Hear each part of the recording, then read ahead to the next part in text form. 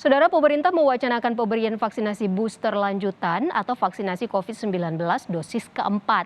Hal ini diungkapkan oleh Wakil Menteri Kesehatan lantaran adanya penurunan efikasi 3 hingga 6 bulan pasca penyuntikan.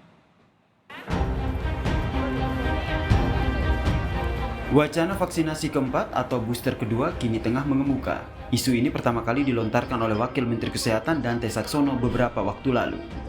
Kalau nanti diperlukan dengan studi yang terus kita evaluasi, ternyata kita membutuhkan booster keempat, maka bukan tidak mungkin booster keempat perlu dilakukan. Ujar Dante dalam siaran langsung Radio Kesehatan Kementerian Kesehatan pada Rabu 23 Februari 2022. Namun Dante menegaskan kebijakan itu tidak akan dilakukan dalam waktu dekat. Pasalnya, cakupan sasaran vaksinasi dosis primer dan booster pertama atau dosis ketiga belum mencapai target. Juru bicara vaksinasi COVID-19 Siti Nadia Tarmizi mengatakan, fokus pemerintah saat ini adalah selain percepatan vaksinasi booster, juga menyelesaikan target vaksinasi dosis 1 dan 2. Jadi memang yang paling penting sekarang adalah untuk kita bisa menekan laju kasus ini adalah vaksinasi. Jadi vaksinasi yang dosis 1, dosis primer, kemudian memastikan sasarannya harus mengulang dosis 1 karena sudah terlewat, ini yang menjadi prioritas kita sambil juga vaksinasi booster. Karena vaksinasi booster ketiga ini kan 208 juta lagi nih sasarannya. Artinya kurang lebih sama seperti sasaran kita di awal pada waktu kita melakukan vaksinasi primer. Menurut mantan Direktur Organisasi Kesehatan Dunia Asia Tenggara, Profesor Chandra Yoga Aditama, sebaiknya pemerintah meningkatkan vaksinasi primer dan vaksinasi booster pertama yang belum mencapai target.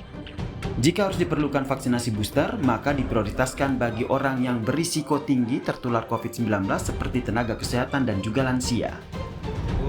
Kalau kita lihat secara keseluruhan, maka prioritas pertama saat ini adalah meningkatkan jumlah vaksinasi primer, terutama juga untuk kaum lansia agar makin banyak orang yang sudah mendapatkan vaksinasi primer. Yang kedua, kalau selain itu juga meningkatkan booster. Menurut data terakhir kan jumlah yang mendapatkan booster baru sekitar 5%, jadi itu yang harus ditingkatkan.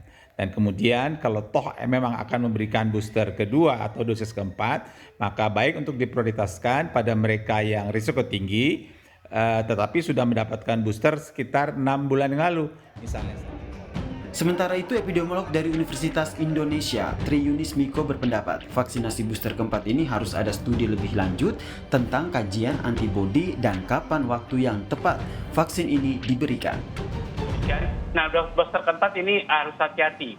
Kalau menurut saya harus ada studi yang baik tentang kadar antibodinya, kapan tepatnya booster keempat diberikan, dan kemudian juga diikuti berapa lama. Jadi booster ketiga itu harus juga diikuti berapa lama antibodi yang akan bertahan di dalam tubuh orang yang sudah mendapat booster ketiga. Jadi kalau itu diikuti, maka booster keempat akan tepat diberikan pada setelah berapa lama dia mendapat booster ketiga, dan kemudian berapa lama lagi juga harus diikuti begitu. Vaksinasi menjadi salah satu cara pertahanan diri menghadapi virus corona. Dengan begitu, vaksinasi pula yang akan menjadi salah satu cara bagi Indonesia menghadapi dan keluar dari pandemi COVID-19. Tim Liputan, Kompas TV.